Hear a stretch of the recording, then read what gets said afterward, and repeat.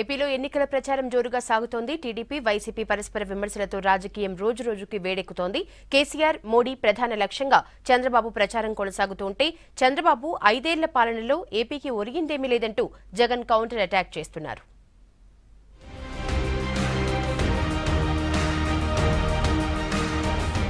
తెలంగాణ ముఖ్యమంత్రి కేసీఆర్ టార్గెట్ గా ప్రచారాన్ని కొనసాగిస్తున్నారు తెలుగుదేశం అధినేత చంద్రబాబు. ఏపీపై కుట్రలు చేస్తున్న కేసీఆర్ కు జగన్ సహకరిస్తున్నారని ఆరోపించారు. 60 ఏళ్లు కష్టపడి సంపాదించిన సంపదను కేసీఆర్ లాగేసుకున్నారని ఆరోపించారు. నెల్లూరు, చిత్తూరు, ప్రకాశం జిల్లాలో చంద్రబాబు విస్తృత ప్రచారం నిర్వహించారు. రాష్ట్ర విభజన నేపథ్యంలో ఏపీ వాటాగా 1,00,000 కోట్లు రావాల్సి ఉందన్నారు. నేర చరిత్ర, ఈయన మీద కేసులు, పోలీస్ కేసులు, అందులో 11 సిబిఐ, 7 ఈడీ కేసులు, అందులో కూడా నమ్మక ద్రోహం, చీటింగ్, ఎన్నైతే ఇండియన్ పీనల్ కోడ్ లో ఉంటాయో అన్ని అందులో ఉన్నాయి.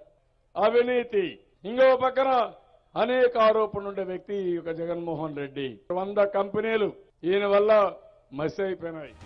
వైసీపీ అధినేత జగన్ సైతం ప్రచారంలో జోరు పెంచారు. కర్నూలు జిల్లా ఆదోని, అనంతపురం జిల్లా తాడిపత్రి పట్టణాల్లో జగన్ రోడ్ షోలు నిర్వహించారు. ఏపీలో గత 5 ఏళ్లుగా చంద్రబాబు హయాంలో దారుణమైన పాలన కొనసాగిందన్నారు. అధికారంలోకి వస్తే సిపిఎస్ ను రద్దు చేస్తామన్నారు. రైతులను అన్ని విధాలుగా ఆదుకుంటామన్నారు. పవన్, చంద్రబాబు మధ్య రహస్య పొత్తు నడుస్తోందన్నారు. భావోద్వేగాలు రెచ్చగొట్టడం సరికాదన్నారు. చంద్రబాబు ఇచ్చే 3,000 రూపాయలకు మోసపోవద్దక్క. పొదుపు సంఘాల్లో మనమున్నాము. 5 సంవత్సరాలు చంద్రబాబు నాయుడు గారి పాలన చూశాము. రుణాలు మాఫీ చేస్తాను అని అన్నాడు. అడ్డగోలగా మోసం చేశాడు. 1 రూపాయి కూడా మాఫీ చేయలేదక్క అని చెప్పి ఆ పొదుపు సంఘాల్లో ఉన్న అక్క చెల్లెమ్మలకు చెప్పండి. అధికారంలోకి రాగానే 3 లక్షల ఉద్యోగాలు భర్తీ చేస్తామన్నారు జనసేన అధినేత పవన్ కళ్యాణ్. గుంటూరులో ఎన్నికల ప్రచారం నిర్వహించిన పవన్ పల్లకీలు మోసే ప్రజల్ని పల్లకీలు ఎక్కిస్తానన్నారు. అధికారం కొన్ని కుటుంబాలకు పరిమితం కాకూడదన్న పవన్ అధికారంలోకి వస్తే గుంటూరులో ఆటోమొబైల్ ఇంజనీరింగ్ కళాశాల ఏర్పాటు చేస్తానని హామీ ఇచ్చారు.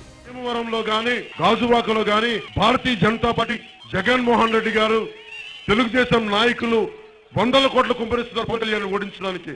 అరే ఎవడు వస్తాడో ఎవడు ఓడిస్తాడో నేను రండి చెప్పుకుందాం.